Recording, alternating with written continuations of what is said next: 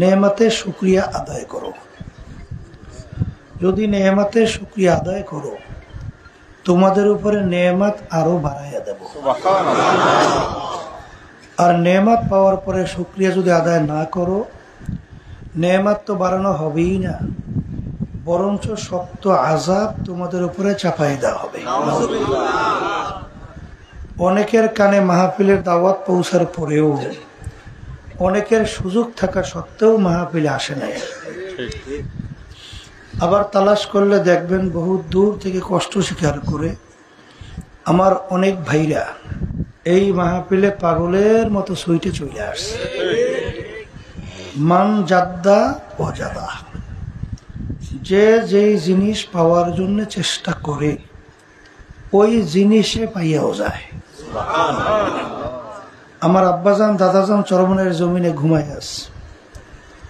আমার আব্বাজান বলতেন, দিনী মাহফিলে প্রথম থেকে শেষ পর্যন্ত থাইকা বাড়ি বিদায় হয়ে চলে গেলে আমল নামার মধ্যে কম পক্ষে হলেও 50 লক্ষ নেকি এর কম জমা হতেই পারে না।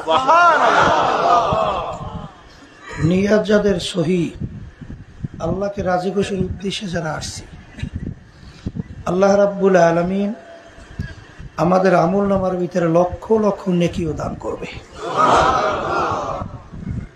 এত নেকি পাওয়া যাবে জানার পরেও আশেপাশে রাস্তাঘাটে দোকানে বাজারে করে অনেক আমার ভাইরা দুনিয়ার বিভিন্ন গল্পের মধ্যে লিপ্ত আছে।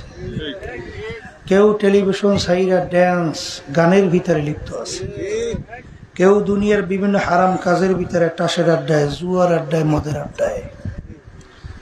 সুযোগ ছিল, ইচ্ছে করলে মাহফিলে আসতে পারত, সুযোগ থাকার পরেও তারা কি মাহফিলে আসে নাই। না আসার কারণ হিসাবে আমার আব্বাজান রহমাতুল্লাহি আলাইহি বলতেন, বুঝের অভাব। আর এই বুঝের জন্যই মাহফিলের ব্যবস্থা।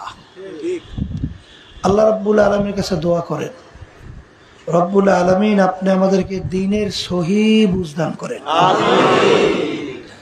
হাদিসের মধ্যে আসছে, আল্লাহ রাসূল সাল্লাল্লাহু আলাইহি ওয়াসাল্লাম বলেছেন, মাইয়ুরিদিল্লাহু বিহি খায়রান ইউফাক্কিহু ফিদ্দীন। আল্লাহ যাকে ভালোবাসেন, ইচ্ছা করেন, তাকে দ্বীনের সহি বুঝ দান করে। পাশাপাশি একটা কথা মনে রাখা লাগবে, হেদায়েত কিন্তু কোনো পীরের হাতে নাই, কোনো বাবাদের হাতেও নাই, কোনো দলের নেতা নেত্রীর হাতেও নাই। হেদায়েত একমাত্র আল্লাহর হাতে। অনেকে মনে করে পীরের কাছে মুরিদ হইছি, বাবার দরবারে আসা যাওয়া করি, যথেষ্ট। পীর বা বাবা আমাকে নাজাত করে জান্নাতের ব্যবস্থা করবে। সবাই মুখ খুলে বলে নাউজুবিল্লাহ। পীর তো ভালো কথা, পীরের বাবারও কোনো শক্তি নাই যে কাউকে তার মুরিদদেরকে নাজাত করে জান্নাতে নিতে পারবে। এরকম পীর তো ভালো কথা, বাবারও ক্ষমতা নেই। যদি পারতই, আল্লাহ রাসূল সাল্লাল্লাহু আলাইহি ওয়াসাল্লামের চেয়ে বড় পীর, বড় অলি, বড় গাউস কুতুব দুনিয়া থেকেও আসছিল? আসবে কোনদিন? আসেও নাই, আসবে। তা আল্লাহ রাসূল দুনিয়ায় থাকা অবস্থায় তার কলিজার টুকরা সন্তান ফাতেমা রাদিয়াল্লাহু তাআলা আনহা তাকে ইঙ্গিত করে বলছিলেন, ইয়া ফাতেমাতু আনকিযী নাফসাকা মিনান নার। হে ফাতেমা, দুনিয়ায় থাকা অবস্থায় নিজে আমল করো, জাহান্নামের আগুন থেকে বাঁচো, এরপরে অন্ধকার কবরে দিয়ে আসো। ফাতেমা যদি কবরে এই পরিচয় দাও, আমি আখিরি জামানার নবীর মেয়ে, আল্লাহ রাসূল সাল্লাল্লাহু আলাইহি ওয়াসাল্লাম বলেন, ফাতেমা এই পরিচয় কবরে কোনো কাজ হবে না। আল্লাহ রাসূল সাল্লাল্লাহু আলাইহি ওয়াসাল্লাম যদি তার মেয়ের ব্যাপারে কবরে কোনো নাজাতের গ্যারান্টি দিতে না পারে, এমন কোন পীর আছে, এমন কোন মুরব্বী, এমন কোন দলের নেতা নেত্রী আছে, এমন কোন ওস্তাদদের ওস্তাদ আছে যে আপনাকে আমাকে নাজাত করে জান্নাতের ব্যবস্থা করতে পারবে? আসতে কয় জোরকান পারবে? জোরকান পারবে? পারবে না। তাহলে বলতে পারেন হুজুর পীরের কাজটা কি? পীর একটা ফার্সি শব্দ, আরবিতে বলে মুর্শেদ, বাংলা অর্থ হলো পথ প্রদর্শক। আপনি চিটাগাংয়ের রাস্তা চেনেন না, যে আপনাকে চিটাগাংয়ের রাস্তা দেখাবে সেই হইল পীর। কথা ঠিক কিনা? ওই পথে চলা বা না চলার দায়িত্ব আপনার এবং আমার। আর মানজিল মাকসুদে পৌঁছাবার মালিক হলো আল্লাহ। এখন পীর যে পথ দেখাবে, কিসের পথ দেখাবে বলেন? জান্নাত এবং জাহান্নামের পথ। কথা ঠিক না বেটি? কোন কোন কাজ করলে তুমি জান্নাতে যেতে পারবে, আর কোন কোন কাজ করলে তুমি ধ্বংসপ্রাপ্ত হয়ে জাহান্নামে চলে যাবে, এইটা দেখাবার দায়িত্ব হলো মুরব্বি বা পীরের। কথা ঠিক কিনা? এখন জান্নাত এবং জাহান্নামের রাস্তা যে দেখাবে, নিজের মন গড়া ইচ্ছা মতো দেখাতে পারবে না। এই না পারার কারণ কি তাও আমাদের জানতে হবে। কারণ আল্লাহ রাসূল সাল্লাল্লাহু আলাইহি ওয়াসাল্লাম প্রায় 1450 বছর আগে সাহাবায়ে কেরামদেরকে লক্ষ্য করে বলছিলেন, তারাকতু ফীকুম আমরাইন লাম তাদিল্লু মা তামাসসাকতুম বিহিমা কিতাবাল্লাহ ওয়া সুন্নাত রাসূলি। আল্লাহ রাসূল সাল্লাল্লাহু আলাইহি ওয়াসাল্লাম বলে গেছেন, হে আমার সাহাবারা, কিয়ামত পর্যন্ত উম্মতেরা, আমি তোমাদের কাছে দুইটা জিনিস রেখে গেলাম, যদি মজবুত করে ধরতে পারো তোমরা ধ্বংস হবে না, জাহান্নামে যাবে না। কয়টা? মুখ খুলে বলেন। বলেন একটা কোরআনুল কারীম আল্লাহর কিতাব, বলেন, আর একটা আল্লাহ হাবিব সাহাবায়ে কেরাম মিল্লা সুন্নাহ। কথা ঠিক না বেটি? এক কথায় যেই পীর বা যেই মুরব্বী কোরআন এবং হাদিস অনুযায়ী আপনাকে আমাকে পথ দেখাবে, সেই পীর বা সেই মুরব্বীর কথা আমরা মানব। আর কোরআন এবং হাদিসের বাহিরে সে যে হোক, যদি বাপ মাও হয়, বাপ মায়ের কথাও মানা যাবে না। কথা ঠিক কিনা? এই জন্য আমার আব্বাজান রহমাতুল্লাহি আলাইহি বলতেন, যারা চরমনাইতে আসেন, আমি যতক্ষণ পর্যন্ত আপনাদেরকে কোরআন এবং হাদিস অনুযায়ী পথ দেখাবো, ততক্ষণ পর্যন্ত আপনারা আমার কথা মানবেন এবং সে অনুযায়ী চলবেন। আর যখনই কোরআন এবং হাদিসের বাহিরে আমি কোনো পথ দেখাবো, তখন আমার থেকে আপনাদের শরীরে ভাইগে যাওয়া অজীব। কি পুরান মুজাহিদের মনে আছে তো? কি মনে আছে?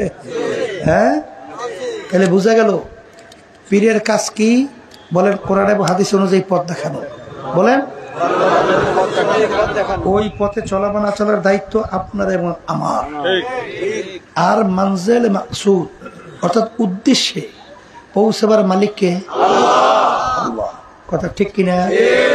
এখন আমার ভাইদেরকে বলবো, শোনেন, নবী কি আর আসবে? নবী কি শেষ নবী না? আসতে কয়। আচ্ছা, কোরআনুল কারীমের ভিতরে এখনো পরিবর্তন আসবে? হাদিসের ভিতরে আসবে? তাহলে কোরআনেও পরিবর্তন নাই, হাদিসেও নাই, নবীও আসবে না। কথা ঠিক কি?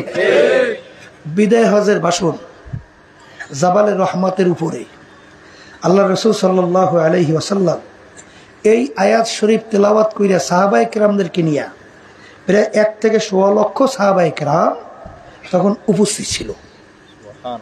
এই সাহাবা কাকে বলে জানেন তো? বলেন, ঈমান সহকারে স্বচক্ষে যারা আল্লাহ রাসূল সাল্লাল্লাহু আলাইহি ওয়াসাল্লামকে দেখছে এবং ঈমান সহকারে দুনিয়া থেকে বিদায় নিয়ে কবরে চলে গেছে, এদেরকে বলা হয় সাহাবায়ে কেরাম। এদের সংখ্যা প্রায় 1 থেকে 1.5 লক্ষের কাছাকাছি। কথা ঠিক কিনা? আল্লাহ রাসূল সাল্লাল্লাহু আলাইহি ওয়াসাল্লাম বললেন, এই আয়াত শরীফ তেলাওয়াত করে শুনাইছেন, আল ইয়াউমা আকমালতু লাকুম দীনাকুম ওয়া আতমামতু আলাইকুম নি'মাতি ওয়া রাদিতু লাকুমুল ইসলামা দীনা।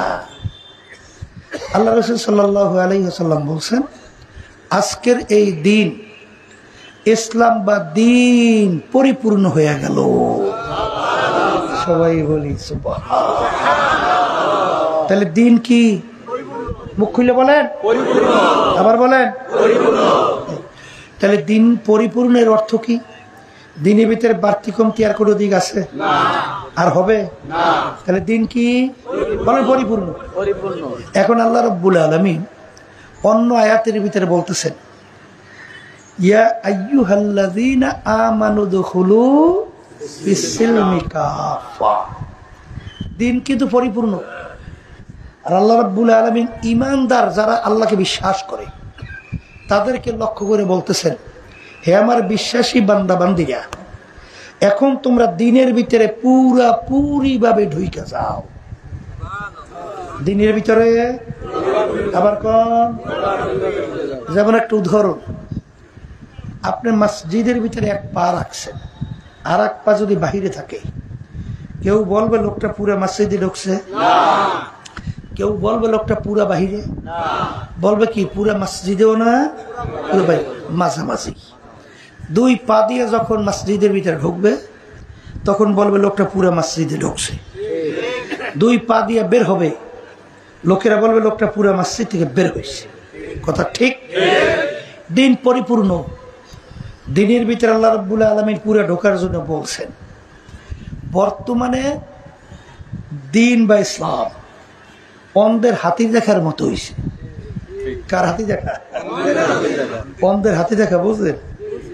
এই অন্ধকে চক্ষু দিয়ে দেখে? হ্যাঁ, শখ জাগছে হাতি দেখবে। চাইর অন্ধ, কই অন্ধ?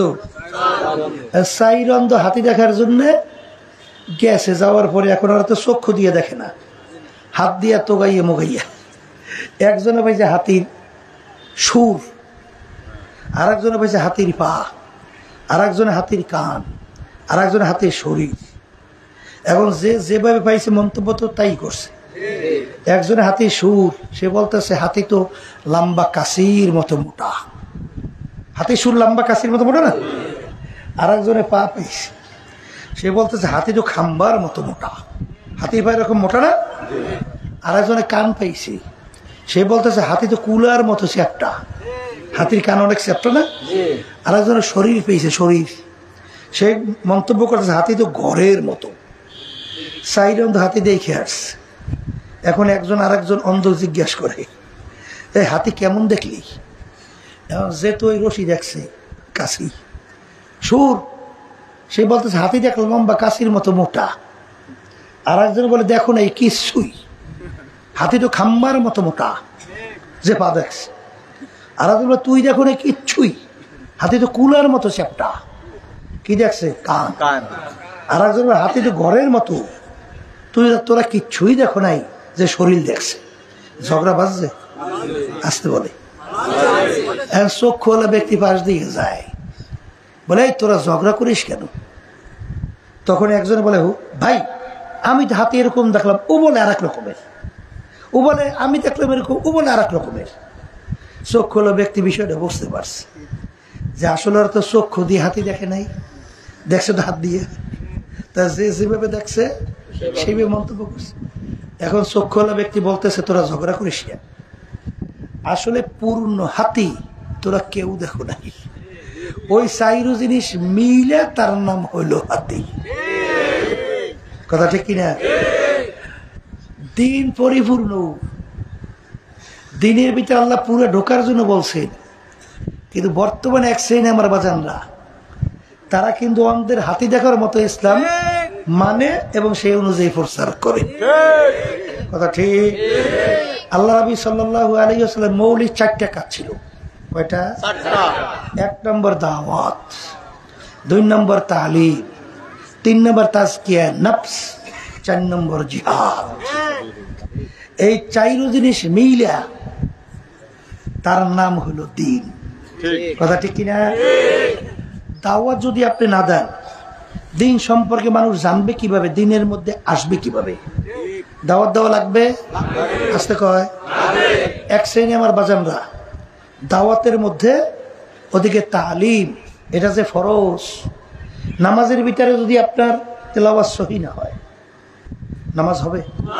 হ্যাঁ, এই সহিভাবে তেলাওয়াত করা ফরজ না?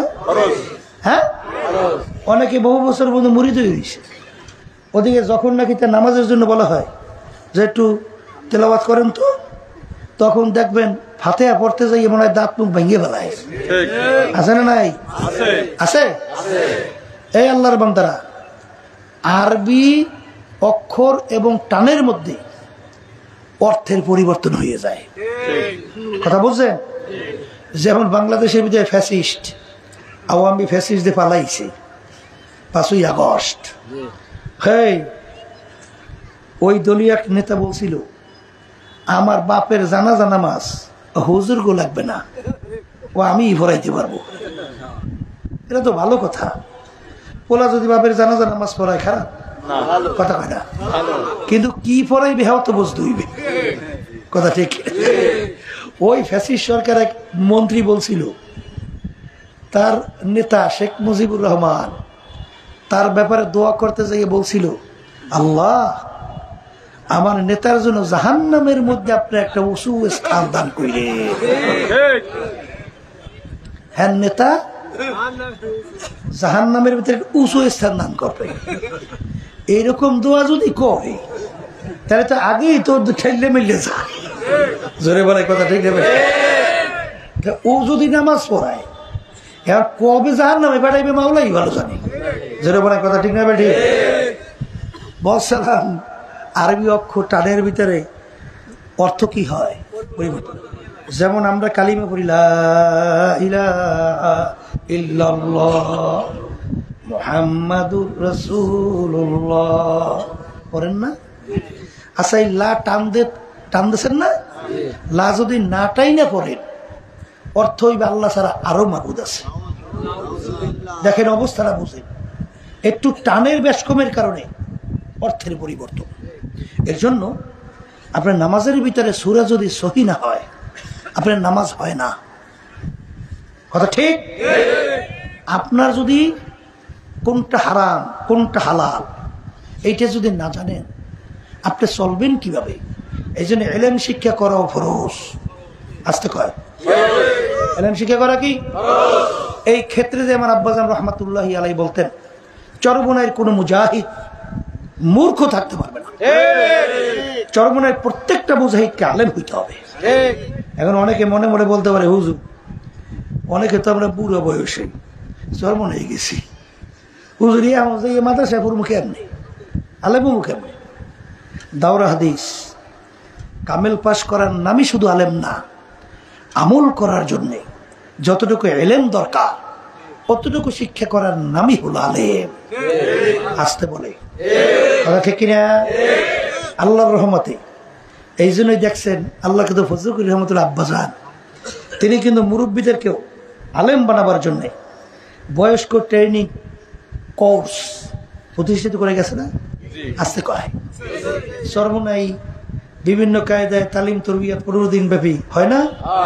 এরপর হালকা জায়গার তালিমের ব্যবস্থা সাপ্তাহিক করে নাই। কিসের জন্য? আলেম হওয়ার জন্য। কি হওয়ার জন্য? এই যে দেখেন আমাদের চরমনাইতে আমারও স্যার ছিল, বিএসসি স্যার, বুঝলেন?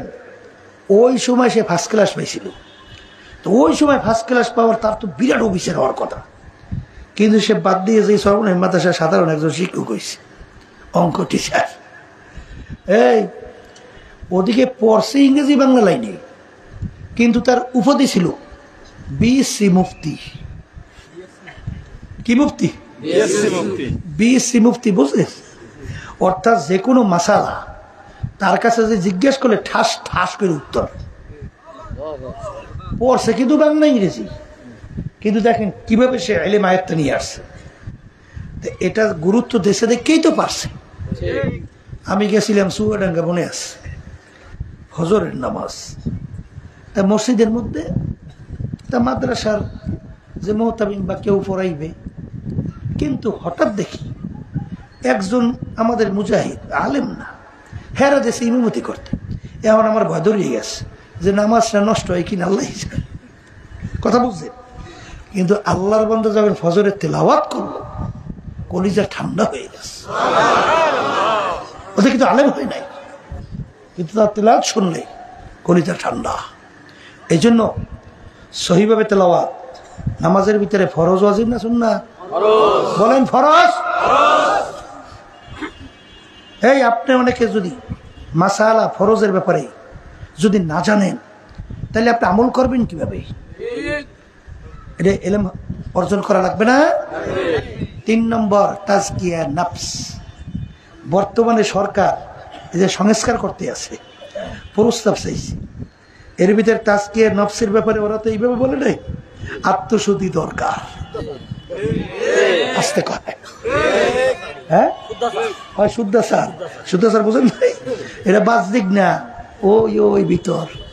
আমি আপনাদের সামনে যে আয়াত শরীফ প্রথম তেলাওয়াত করছি, আয়াতের ভিতরে আল্লাহ কি কয়, যত মাখলুকাত আমি সৃষ্টি করছি এর ভিতরে সর্বশ্রেষ্ঠ সম্মানিত করে আমি মানুষকে সৃষ্টি করছি। সবাই বলে আলহামদুলিল্লাহ। তাহলে আমরা যারা মানুষ সৃষ্টির সেরা, খুশি না বাজার? একটু আসতে পারে খুশির খবর তো আসতে, খুশি না? কিন্তু খুশি তো হওয়ারই কথা, আমরা সর্বশ্রেষ্ঠ সম্মানিত। কিন্তু এরপরে যে আমি আয়াত তেলাওয়াত করছি, ওই আয়াতের ভিতরে আল্লাহ বলতেছেন এক শ্রেণীর মানুষ চতুষ্পায় জানোয়ারের মতো। জোরে বলে নাউজুবিল্লাহ। এরপরে আল্লাহ বলতেছেন যে আর এক শ্রেণীর মানুষ চতুষ্পায় জানোয়ার না, তার চেয়েও খারাপ। এরপর আল্লাহ বলতেছেন শুধু চতুষ্পায় জানোয়ার তার চেয়ে খারাপ না, সমস্ত নিকৃষ্ট জানোয়ার শূকরের চেয়েও খারাপ, তাও কিন্তু মানুষ। একটু উদাহরণ দিলেই বুঝবেন। আল্লাহ রাসূল সাল্লাল্লাহু আলাইহি ওয়াসাল্লামকে কতল করার জন্য নাউজুবিল্লাহ কাফেরদের মিটিং হইতেছিল না, কথা কয় না? সেখানে ওমর রাদিয়াল্লাহু তাআলা আনহু তখন কাফেরের অন্তর্ভুক্ত ছিল না। 100 লাল উট পুরস্কার দেবে, আল্লাহর হাবিবের মাথা মোবারক যে নিয়ে আসবে, নাউজুবিল্লাহ। কেউ সাহস পায় না। ওমর ফারুক রাদিয়াল্লাহু তাআলা আনহু খাপ থেকে তরবারি বের করে দাঁড়াই গেছিল না। কত বড় কট্টর, কত বড় খারাপ, শেষ আছে কোনো? কিন্তু পথের মধ্যে কি ঘটনা হয়েছে আমরা অনেকেই জানি। ওই তরবারি নিয়েই সর্বপ্রথম আল্লাহ রাসূল সাল্লাল্লাহু আলাইহি ওয়াসাল্লাম সহ সাহাবায়ে কেরামদেরকে নিয়ে প্রকাশ্যে নারায়ে তাকবীর, আল্লাহু আকবার এই স্লোগান দিয়ে রাস্তায় নামছিল। কথা ঠিক? বলছিল কাফেরের দলেরা, আমি ওমর মুসলমান হয়ে গেছি, সন্তান যদি কেউ এতিম করতে চাও আল্লাহ আমি ওমরের সামনে আস। এই স্ত্রী যদি বিধবা করতে চাও আল্লাহ আমি ওমরের সামনে আস, আমি ওমর মুসলমান হয়ে গেছি।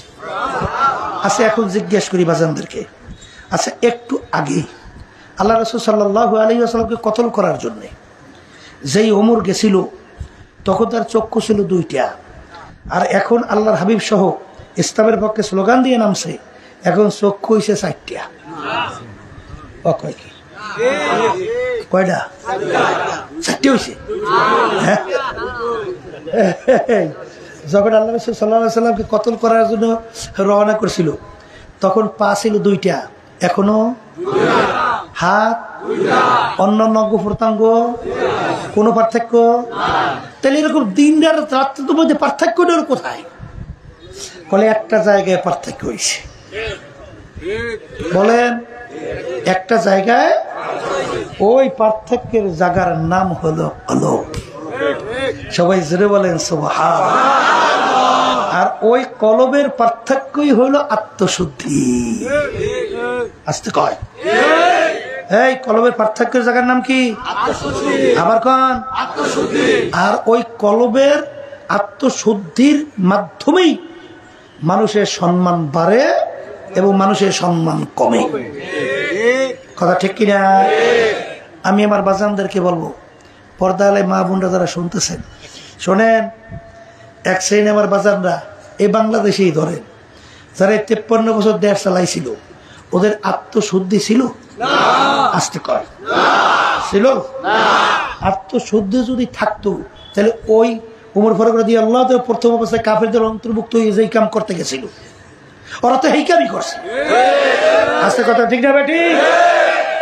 তাহলে আত্মশুদ্ধি না হওয়া পর্যন্ত একটা মানুষ সুন্দর হয় না, তার নেতৃত্বে একটা সমাজ সুন্দর হয় না, তার নেতৃত্বে এক দেশ সুন্দর হয় না।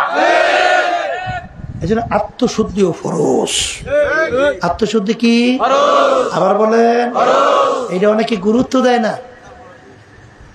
এটা গুরুত্ব অনেকে দেয় না, কিন্তু আল্লাহ রাব্বুল আলামিন তার রাসূলকে দুনিয়াতে পাঠাইছেন কিসের জন্য? ইয়াতলু আলাইহিম আয়াতিহি ওয়া ইউযাক্কিহিম ওয়া ইউআল্লিমুহুমুল কিতাবা ওয়াল হিকমাহ। আল্লাহ রাসূল সাল্লাল্লাহু আলাইহি ওয়াসাল্লাম তার রাসূলকে দুনিয়াতে পাঠাইছেন তার উম্মতদের আত্মশুদ্ধি করাবার জন্য। তাহলে এটা লাগবে না লাগবে না? আর একটু জোরে বলে। আর 4 নম্বরে বলছিলাম জিহাদ। জিহাদ অর্থ কি? তরবারি নিয়া, বন্দুক নিয়া, লাঠি নিয়া পিটাপিটি, মারামারি, খুনাখুনি, এইটার নামই তো জিহাদ। এইটার নামই শুধু জিহাদ না। আল্লাহ রাসূল সাল্লাল্লাহু আলাইহি ওয়াসাল্লাম বলেন, মান রাআ মিনকুম মুনকারান ফালিয়ুগাইয়িরু বিয়াদিহি ফাইন লাম ইয়াস্তাতি' ফাবিলিসানিহি ফাইন লাম ইয়াস্তাতি' ফাবিকলবিহি ওয়া যালিকা আযআফুল ঈমান। আল্লাহ রাসূল সাল্লাল্লাহু আলাইহি ওয়াসাল্লাম বলেন, অন্যায়ের প্রতিবাদে তোমার যদি শক্তি থাকে অন্যকে হাত দিয়া ফিরাইয়া দাও। কি দিয়া ফিরাও? আবার বলেন। ওই পরিমাণ শক্তি না থাকলে মুখ দিয়ে বইলা ফিরাও। ওই পরিমাণ শক্তি না থাকলে মনে মনে পরিকল্পনা করতে থাকো কিভাবে অন্যায়কে ফিরানো যায়। এই শেষের অবস্থানকে আল্লাহ রাসূল সাল্লাল্লাহু আলাইহি ওয়াসাল্লাম বলেন ঈমানের দুর্বল অবস্থা। তাহলে এই কাজটা কিন্তু ঈমানের সাথে সম্পৃক্ত। আবার বলেন, কাজটা কি?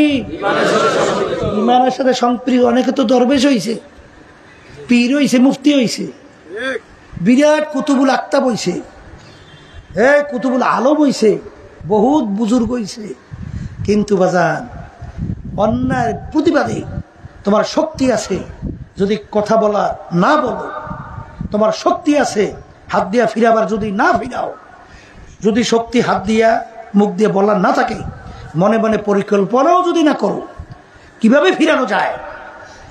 তুমি নামাজ পড়তে পড়তে কপালে দাগ পরাইতে পারো, 10 বার হজ করতে পারো, কিন্তু বাজান এই হাদিস অনুযায়ী তোমার ঈমান থাকবে না। যালিকা আযআফুল ঈমান। ঈমানের সাথে সম্পৃক্ত। দরবেশ হইছেন, আল্লাহর কাছে দরবেশের কোনো মূল্য আছে? হ্যাঁ। এই জন্য কোন এক কবি বলছিলেন, বুজুর্গি কি নেহি হামকো জরুরত, গোলাম আপনা বানালে খোদায়া। হে আমার মালিক, ওই বুজুর্গি দরবেশি আমার দরকার নাই, তোমার গোলাম হিসেবে আমাকে কবুল করো। কথা ঠিক না বেঠি? আজকে বাংলাদেশের মধ্যে এত মুসলমান, শতকরা 92 জন, এত আলেম, এত পীর, এত মুফতি, এত ইমাম, জুমার দিন মসজিদে মুসল্লি ধরে না, কথা কয় না। কিন্তু এই দেশের মধ্যে 53 বছর যেই নীতি আদর্শ অনুযায়ী দেশ চলছিল, যারা চালাইছে সেই নীতি আদর্শ হলো কুফরি। কথা ঠিক না বে ঠিক? এই প্রচলিত গণতন্ত্র, এটার প্রবক্তা কে? আব্রাহাম লিঙ্কন না প্রাক্তন প্রেসিডেন্ট? কি বলছে? সমস্ত ক্ষমতার মালিক জনগণ। আচ্ছা, তোমার নামাজের মূল্য কি? কথা কয় না। তোমার রোজার মূল্য কি? তোমার অন্য ইবাদতের মূল্য কি? এক শ্রেণী বর্তমানে বেরিয়েছে, দরবেশ হইছে, হুজুর হইছে, পীর হইছে, আবার এই নীতি আদর্শ যারা লালন করে তাদের বলে সহযোগিতা করে, আবার তাদের বলে নির্বাচনের সময় ভোট দেয়। তোমার এই দরবেশি কোরআন এবং হাদিস অনুযায়ী ইয়াওমা নাদউ কুল্লা উনাসিন বিইমামিহিম, কিয়ামতের ময়দান আল্লাহ রাব্বুল আলামিন প্রত্যেকটা মানুষকে তার দলের নেতা নেত্রীর সঙ্গে ডাকবে। এখানে একজনও বাদ নাই, প্রত্যেকটা মানুষ। আমি বলিনি, আল্লাহ বলছেন, আমি শুনাইতেছি। ইয়াওমা নাদউ কুল্লা উনাসিন বিইমামিহিম, কিয়ামতের ময়দান আল্লাহ রাব্বুল আলামিন প্রত্যেকটা মানুষকে তার দলের নেতা নেত্রীদের সঙ্গে ডাকবে। ডাইকে আল্লাহ বলবেন, তোর দলের নেতা নেত্রী যেদিকে যায় ওদের পিছনে পিছনে তোরা সেদিকে চলে যা। আমি বলি না, আল্লাহ বলছেন, আমি শুনাইতেছি। আল্লাহ রাব্বুল আলামিন বলবেন, তোর নেতা নেত্রীর যেখানে জায়গা তোরও সেইখানে জায়গা। এই অনেকে তো আমরা ভোট বুঝিও না, না একটা সিলমেরি থুইছি যথেষ্ট, একটু চা খাইয়া আবার একটু সেভেন আপ খাইছে ফস, বুঝছে আছে না? আবার বাজারদেরকে বলবো, শুনে ভোট শব্দের অর্থ সহযোগিতা। ভোট শব্দের অর্থ কি? ভোট শব্দের অর্থ মতামত প্রকাশ করা। কথা কয় না? ভোট শব্দের অর্থ সহযোগিতা, মানে এখানে বাক্স আসছে, এই বিভিন্ন নীতি আদর্শের বাক্স, আপনার কাছে মতামত চাইছি, তুমি কোন মতামতটা বাস্তবায়ন করতে চাও এই পক্ষে সিল দাও।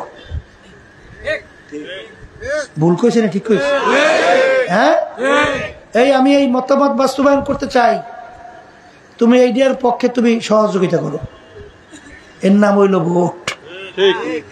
এই জন্য আমার আব্বাজান বলতেন, আমার জীবনে ভোট হওয়ার পরে ভোট দিছি মাত্র কয়েকটা, কারণ ভোট মানে সহযোগিতা। আর আল্লাহ বলছেন, ওয়াতাআওয়ানু আলাল বিররি ওয়াত তাকওয়া ওয়ালা তাআওয়ানু আলাল ইসমি ওয়াল উদওয়ান। আমিন। আল্লাহ বলছে, আস্তে কর। আল্লাহ বলছেন কি, তোমরা ভালো কাজের সহযোগিতা করো, খারাপ কাজের বিরোধিতা করো। এই মানব রচিত কুফরি তন্ত্র মন্ত্র, এটা খুব ভালো কাজ না? এটা ভালো না? তাহলে এইটার যে আপনি সহযোগিতা করলেন, আল্লাহর হুকুম তো ভালোভাবেই মানছেন, না? মানেন নাই? তাহলে আল্লাহ বলছে ভালো কাজে সহযোগিতা করো, অসৎ কাজে বিরোধিতা করো। আমি বলি না, আল্লাহ বলছে। কথা ঠিক কিনা? এখন আমার ভাইদেরকে বলবো, পর্দালে মা বোনদেরকে বলবো, যারা নাকি এই মানব রচিত কুফরি তন্ত্রের মতো বাস্তবায়নের ব্যাপারে সহযোগিতা করেন, এরা আল্লাহর হুকুমের বিরুদ্ধাচারণ করতেছে। কথা ঠিক? এই জন্য আমার আব্বাজান বলতেন যে, আমি সহযোগিতা ভোট দিলাম, ভোট পাইয়ে ক্ষমতায় পাই, এখন সেমনি না চায়, এই ঘুষের আইন পাশ করে, সুদের আইন পাশ করে, সুদের সঙ্গে জড়াইয়ে থাকে, ঘুষের সাথে জড়াইয়ে থাকে, মদের লাইসেন্স পাশ করে, মিথ্যা বিভিন্ন খুন খারাপি করে, চুরি করে। আপনি যদি আজকে ভালো কাজের সহযোগিতায় ন্যাক আশা করেন, তাহলে আপনার সহযোগিতার মাধ্যমে একটা লোক যদি ক্ষমতায় যায়, সেই লোকটা যদি এই খারাপ কাজগুলো করে, তার একটা গুণার অংশ আপনার আমলনামায় যায় না? হ্যাঁ, এইটা শুনলেই তখন অনেকে চোখ বেঁকা হইয়ে যায়, আর আমাদের প্রতি রাগ হইয়ে যায়। আচ্ছা, না বললে জানবেন কেমনে? এরপর কি করবেন না করবেন সেটা আপনাদের বিষয়, আমাদের বলতে তো হবে। আর ভুল হইলে বলবেন, হুজুর ভুল কইতে আছে। ভুল যদি না হয়, সোজা হইয়া কবরে যাইও, ওখানে কিন্তু কোনো দলের পরিচয় নাই। কেউ যদি পরিচয় দেয় আমি সর্বনায়ের মুরিদ হবে, আমি রসুলপুরের মুরিদ, আমি রাজারবাগ দেওয়ানবাগ, যে সুরেশ্বর মাইজভান্ডার, আমি জৈনপুর ফুরফুরা, আমি আওয়ামী লীগ বিএনপি, আমি জাতীয় পার্টি, এ পরিচয় কবরে চলে? হ্যাঁ, কবরে পুরুষ তিনটা না? সবার জন্য না? পীরের জন্য, মুরিদের জন্য, সবার জন্য না? মান রব্বুকা ওমা দীনুকা ওমান নাবিয়ুকা, এই তিন পুরুষের মধ্যে কোথায় পাইছেন? তুমি সর্বনাই, রসুলপুরের, শাসিনার, ফুরফুরার, তাবলিগের, জৈনপুরের, এই পাইছেন? তাই যদি না পান, তাহলে আমার বাজানদেরকে বলবো, পর্দালে মা বোনদেরকে বলবো, আল ইয়াউমা আকমালতু লাকুম দীনাকুম ওয়া আতমামতু আলাইকুম নি'মাতি ওয়া রাদিতু লাকুমুল ইসলামা দীনা ইয়া আইয়ুহাল্লাযীনা আমানু দুখুলু ফিস-সিলমি কাফা। শোনেন, আমার আব্বাজান রহমাতুল্লাহি আলাইহি, পীর মুরিদ তো বড় মজার জিনিস, বুঝা না? হাদি এত অভাব নাই, সম্মানের শেষ নাই। কথা কয় না? আর এই এমপি মন্ত্রী হুজুরের সামনে মাথাটা নোয়াই দেয়, হুজুর আমার জন্য একটু দোয়া করেন। হুজুরের দ্বারে আইসে, হুজুর খুশি, আমার কাছে মন্ত্রী আয়, আমাদের এমপি আসে। তুমি যে কোন কায়দায় আছো হ্যাঁ খবর আছে? এমপি মন্ত্রী আসে, যখন এই রাজনীতি মাঠে অন্যায় প্রতিবাদ যখন করবেন, তখন ফোনে অত দূরের কথা, সুযোগ পাইলে আপনার মারতেও চাইবে, আপনাকে জেলেও ঢুকাইতে চাইবে।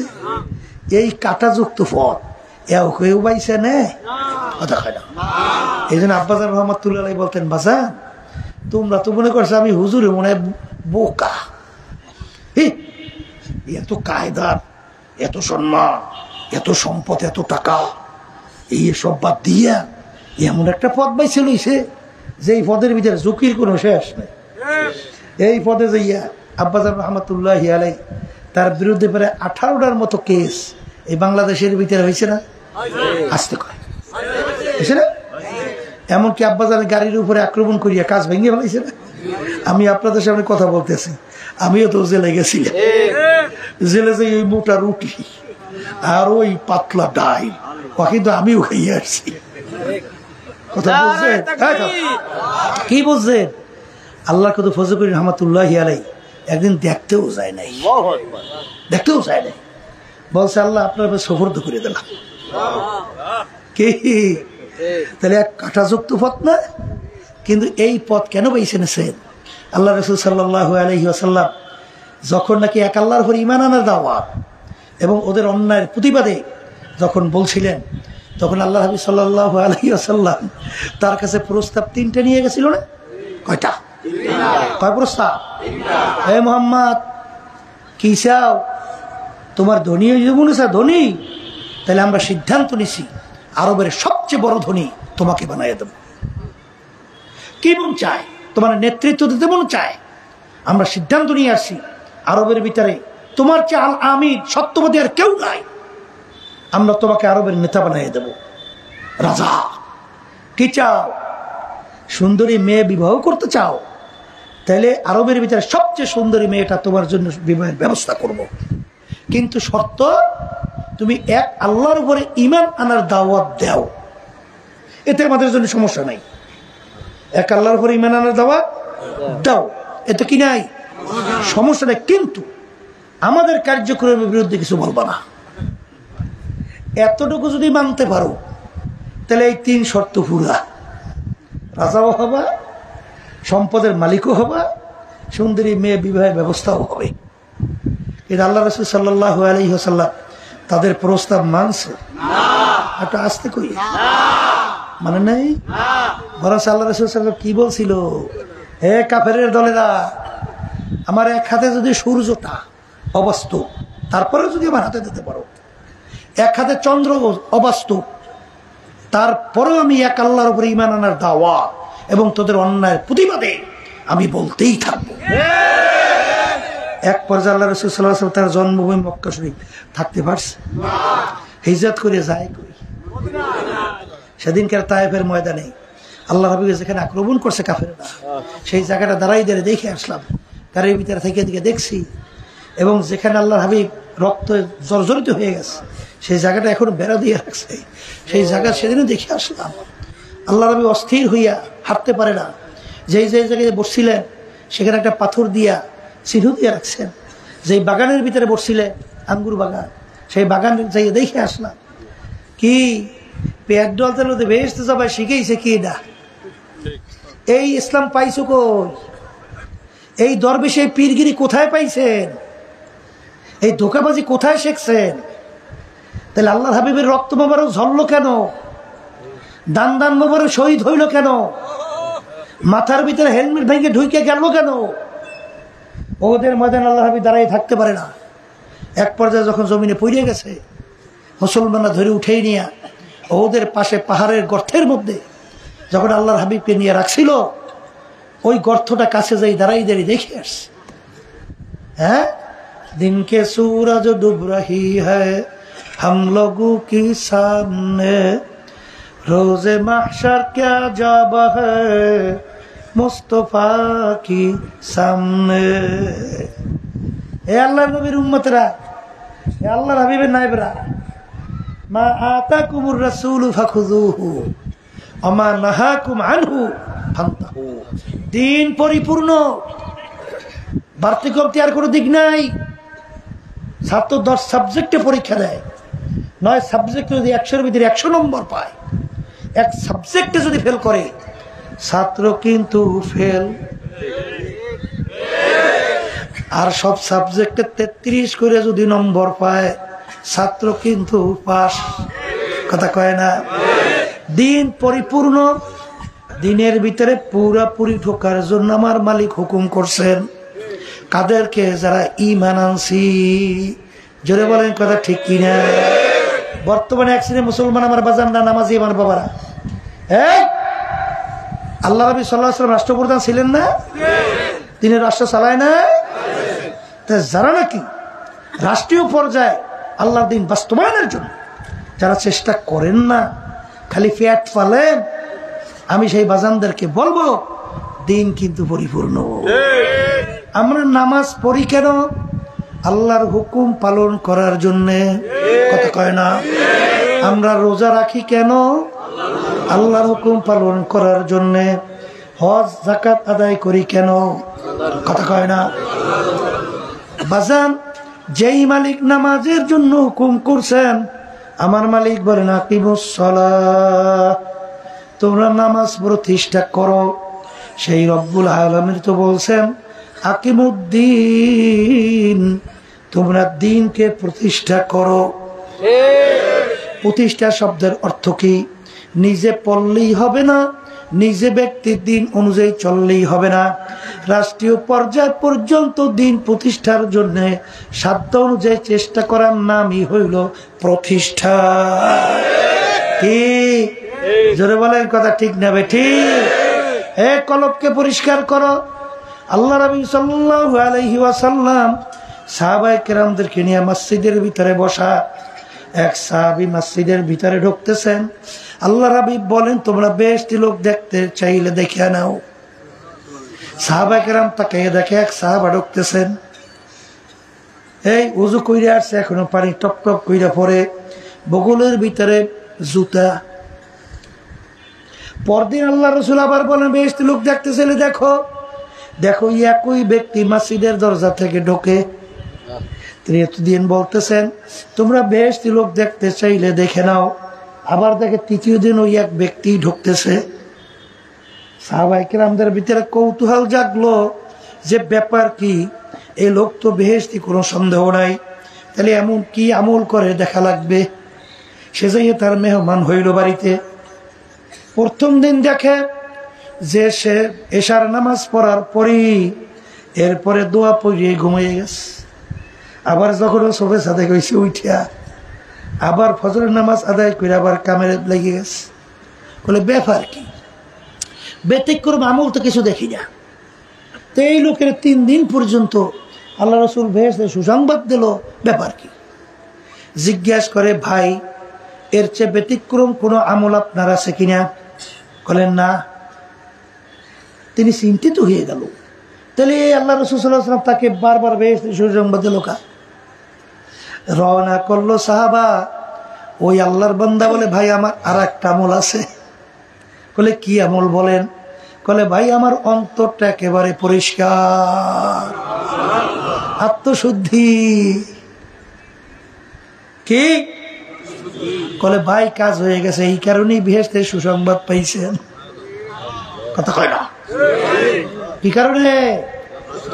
এই জন্য হাদিসের ভিতরে আখলিস দীনাকা ইয়াকফিকা আমালুল কালিল। আল্লাহ রাসূল বলে, আমার উম্মতরা তোমাদের ঈমানকে নির্ভেজাল করো, স্বচ্ছ করো, পরিচ্ছন্ন করো। যদি তোমরা ঈমানকে নির্ভেজাল করতে পারো, অল্প আমল করবা, তোমরা সোজা রাস্তা পাইয়া জান্নাতে চলে যাবা। এই জন্য আমার বাজানদেরকে বলবো, পর্দা আলে মা বোনদেরকে বলবো, এই আল্লাহর বান্দারা, পর্দা আলের মা বোনেরা, দুনিয়া কিন্তু ক্ষণস্থায়ী, আখিরাত কিন্তু স্থায়ী। দুনিয়া যারা নাকি শান্তি চাও বাজান, দুনিয়া কিন্তু শান্তির জায়গা না। কেউ কোনোদিন পায় নাই, কেউ কোনোদিন পাবে না। আর দুনিয়া দারুন মেহনে ওয়াল বালা, দুনিয়া বালা মুসিবতের জায়গা, কষ্ট ক্লেশের জায়গা। এমপি গিরি দিয়া কি করবা, এমপি মন্ত্রী দিয়া কি করব, সম্পদ দিয়া কি করব, বাড়ি গাড়ি দিয়া কি করব। মাঝে মাঝে একটু নিরিবিলি চক্ষু বন্ধ করো, তারপরে একটু মুরাকাবা করো। যেদিন ভিতর থেকে রুহটা বের হবে, এখন তাকাইয়া দেখো সাদা 3টা কাপড় দিয়া প্যাচ দিয়া ফেলাইয়া রাখছে। মাথার ভিতরে বান্ধিবে, মাজার ভিতরে বান্ধিবে, পায়ের ভিতরে বান্ধিবে, একেবারে সোজা প্যাকেট করিয়া ফেলাইয়া রাখবে। এখন তোমার বাড়ি কি কাজে লাগবে, তোমার সম্পদ টাকা কি কাজে লাগবে, তোমার এমপিগিরি কোন কাজে লাগবে, তোমার মন্ত্রীগিরি, পীরগিরি, মুফতিগিরি, তোমার চেয়ারম্যানগিরি, তোমার মেম্বারগিরি, তোমার সভাপতিগিরি, সেক্রেটারিগিরি, তোমার কি কাজে লাগবে। বাজান ফরিদপুর গেছিলাম, একজন আমাকে বলতেছে, হুজুর এলাকার ভিতরে বড় ধনী মারা যাওয়ার পরে যত অন্ধকার হয়ে আসতেছে, ঘরের ভিতর থেকে ডাক দিয়া বলে তাকে রাত্রে ঘরে রাখা যাবে না, ছোট ছোট বাচ্চারা মরা লাশ দেখলে ভয় পাইবে। বাজান মসজিদের ভিতর থেকে খাট বের কইরা খাটের ভিতরে উঠাইয়া সারা রাত্র মসজিদের বারান্দায় নিয়ে ফেলাইয়া রাখছে। তার কষ্টের কামাই করা টাকার বাড়ি তাকে জায়গা দেয় না। এ দুনিয়াদার পাগল, একটু মাঝে মাঝে চক্ষু বন্ধ করো, মুরাকাবা করো। কোন দুনিয়ার পিছনে পড়ছো, কোন সম্মানের পিছনে পড়ছো। করোনা ভাইরাসের সময় দেখছো বাজান সন্তান বাপকে ফালাইয়া পালায়, বাপ সন্তানকে ফালাইয়া পালায়, স্ত্রী স্বামীকে ফালাইয়া পালায়, স্বামী স্ত্রী ফালাইয়া পালায়, আত্মীয় স্বজন সব ভাগে। ওই সময় দিনদার আল্লাহওয়ালা মানুষ জানের ঝুঁকি নিয়ে আশরাফুল মাখলুকাত মানুষ এরকম পইরা থাকবে, তার দাফন কাফন হবে না। তখন তারা তাদের গোসল করাইয়া, কাপড় পরাইয়া, জানাজা নামাজ পড়াইয়া কবরে রাইখা দোয়া করে। কথা কয় না? বলেন কথা ঠিক না বেঠিক? কার জন্য পাগল হইছ? বাজান বাংলাদেশের ভিতরে এক বড় ব্যাংকার ধনী, বাজান মারা যাওয়ার পরে 2 ছেলে ওই ব্যাংকার লাশ নিয়ে গাড়ির গ্যারেজের ভিতরে ফেলাইয়া রাখছে। ওদিকে 2 সন্তান তার সম্পদ নিয়ে মারামারি করে, কাটাকাটি করে, ঝগড়াঝাটি করে। ওদিকে বাপের লাশের কোনো খবর নাই, ওদিকে ভুইলা পয়সা যাওয়ার উপক্রম। বাজার এলাকার মানুষ তাজা ধইরা তারপর তার দাফন কাফনের ব্যবস্থা করলো। কার জন্য সম্পদ রেখে যাও? যদি সন্তান দিনদার না হয়, তোমার সন্তান নিয়ে আরে তোমার মাল নিয়ে মারামারি কাটাকাটি করবে, কিন্তু তোমার অন্ধকার কবর খবর কিন্তু নিবে না। ওই কবর যদি আমার মাওলা খবর না নেয়, ওই কবরে তো কোনো উপায় থাকবে না। এই জন্য আমার বাজানদেরকে বলবো, আমি বলে না, আল্লাহ রসুল বলছেন, হে আমার উম্মতেরা, আল কবরু রাউযাতুম মিন রিয়াজিল জান্নাহ আও হুফরাতুম মিন হুফারিন নার। হে আমার উম্মতেরা, এই যে কবর দেখো, এই কবর কিন্তু আসল কবর না। কোন কোন আল্লাহর বান্দা বান্দির কবর একটা বেহেশতের বাগান হইয়া যাবে।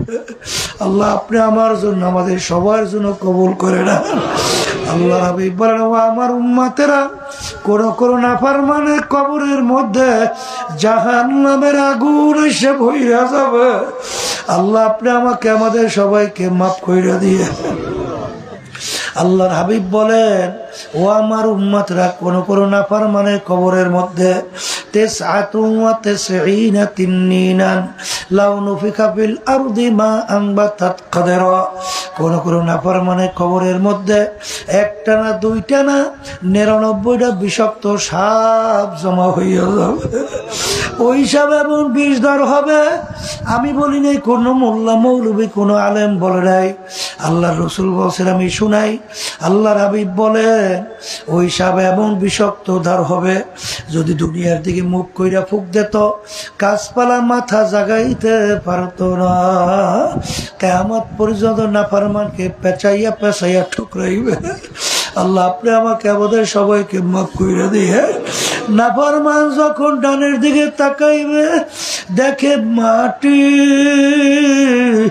বামের দিকে তাকাইয়া দেখে মাটি, নিচে মাটির বিছানা, উপরেতে চাপা মাটি, ভাইগা যাইতে পারবা না। এখন কাউকে না দেখে আল্লাহকে ডাকবে, আল্লাহ আল্লাহ আল্লাহ আল্লাহ।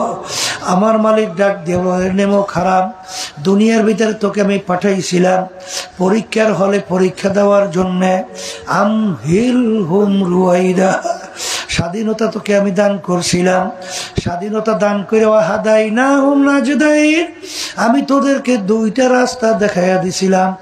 একটা রাস্তায় চললে আমার চিরস্থায়ী শান্তির জায়গা বেহেশত, আর যদি এই রাস্তা বাদ দিয়ে তুই এই রাস্তায় চলো তোর জন্য এমন শান্তির জায়গা জাহান্নাম। আমার সমস্ত নেয়ামত ভোগ করছিলি, আমার দেওয়া নেয়ামত চক্ষু দিয়া তুই দেখছো, আমার দেওয়া নেয়ামত জবান দিয়া কথা বলছো, আমার দেওয়া নেয়ামত হাত দিয়া কাজ করছো, আমার দেওয়া নেয়ামত ব্রেন দিয়া পড়াশোনা কইরা সার্টিফিকেট উপার্জন করছো, এই ব্রেন দিয়া ব্যবসা বাণিজ্য করে টাকা পয়সা সম্পদের মালিক হইছো। আমার দেওয়া নেয়ামত আর সব ভোগ কইরা স্বাধীনতা পাইয়া ধরাকে সরা জ্ঞান মনে না কইরা যেরকম দুনিয়া আমাকে ভুইলা গেছিলি, এইভাবে তোকে আমি ভুইলা গেলাম। আমাকে শত শত বছর ডাকবি, একবারও আর তোর ডাকে সারা দিব ও না।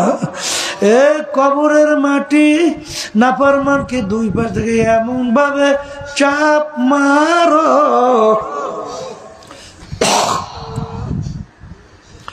এক পাজরে হাড্ডি অন্য পাজরে মিশাইয়া দাও, আমার কাছে কোনো খাতির হবে না।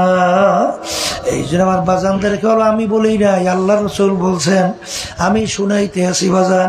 হে বড়লোক আমার বাবারা, হে ধনী আমার বাবারা, হে শিক্ষিত আমার বাবারা, হে পর্দার আড়ালের আমার মা বোনেরা, মাঝে মাঝে একটু চিন্তা করো। 1550-1400 বছর হয়ে গেল কোরআনুল কারীম নাযিল হইল। সেই কোরআনুল কারীমের শুরুতে আমার মালিক চ্যালেঞ্জ হিসেবে ঘোষণা করলো, যালিকাল কিতাব লা রাইবা ফীহ, এর ভিতরে কোনো ভুল সন্দেহ বলতে কিছু নাই। এত ইসলামের শত্রু দুনিয়ার থেকে গেল, বর্তমানে আছে, কেউ ভুল বের করতে পারে নাই। বরঞ্চ যারাই কোরআনুল কারীম নিয়ে রিসার্চ করে তারাই কিন্তু কালিমা পড়ে মুসলমান হইয়া যায়। বাজান কোরআনুল কারীমের ভিতরে যা যা বলছে, যত বৈজ্ঞানিকরা আবিষ্কার করে দেখে সব ঠিক। আমার মালিক সূর্য সম্পর্কে কোরআনুল কারীমের ভিতরে বলছেন, বৈজ্ঞানিকরা আবিষ্কার করার পরে বৈজ্ঞানিকরাও বলে ওয়াশ-শামসু তাজরি লিমুস্তাকাররিন লাহা, সূর্য তার আপন কক্ষপথে চলমান। এখন বৈজ্ঞানিকরা আবিষ্কার করার পরে দেখে আসলে সূর্য তার কক্ষপথে চলে। বাজান কোরআনুল কারীমের মধ্যে আমার মালিক বলেন, মারাজাল বাহরাইনি ইয়ালতাকিয়ান বাইনাহুমা বারযাখুল লা ইয়াবগিয়ান ফাবিআইয়ি আলাই রাব্বিকুমা তুকাযযিবান। এখন বৈজ্ঞানিকরা সমুদ্র নিয়ে যখন রিসার্চ করলো, দেখে কোরআনুল কারীমের মধ্যে যা যা বলছে কোরআনুল কারীম সব পুরাপুরি মিলে যায়। এ কবরের যাত্রীরা, এ পর্দার আড়ালের মা বোনেরা, আমি আমার বাজানদেরকে বলবো, পর্দার এই মা বোনদেরকে বলবো, বাজার দুনিয়া কিন্তু শান্তির জায়গা না। কেউ কোনোদিন পায় নাই, কেউ কোনোদিন পাবে না। দুনিয়া কিন্তু ক্ষণস্থায়ী, দেখতে না দেখতে জীবন শেষ হইয়া যায়। যার যত বয়স হইয়া গেল পিছনের দিকে তাকাইয়া দেখো, মনে হয় যেন সব কালকের ঘটনা। কি জোরে বলেন, কথা ঠিক না বেঠি? কিয়ামতের ময়দান একজন আর একজনকে প্রশ্ন করবে, ভাই কাম লাবিস না, আমরা দুনিয়ার ভিতরে কতদিন ছিলাম? একজনে বলবে লাবিস না ইয়াউমান আও বাউযা ইয়াউম, একদিন অথবা একদিনের হয়তোবা কিছু অংশ আমরা ছিলাম। আর একজনে বলবে ভাই না না, ফাসআলিল আদিন, যারা হিসাব রাখছে তারাই বলতে পারবে আমরা দুনিয়ার ভিতরে কতদিন ছিলাম। আমার তো মনে হয় ঘরের এক দরজার থেকে ঢুকলাম, অন্য দরওয়াজা থেকে বের হইয়া আসলাম, ঢুকলাম এবং বের হইলাম, এরকম মনে হয়েছে আমার কাছে দুনিয়া। কথা ঠিক না বেঠিক? এ মুরব্বী আমার বাবারা, একটু মাঝে মাঝে নিরিবিলি চক্ষুটা বন্ধ করো, পিছনের দিকে একটু তাকাইয়া দেখো, মনে হয় যেন সব কালকের ঘটনা। ওদিকে আয়নার সামনে যখন চেহারার দিকে তাকাই, দেখি কাঁচা দাড়িগুলা পাইকা সাদা হইয়া গেল, দাঁতগুলা পইরা গেল।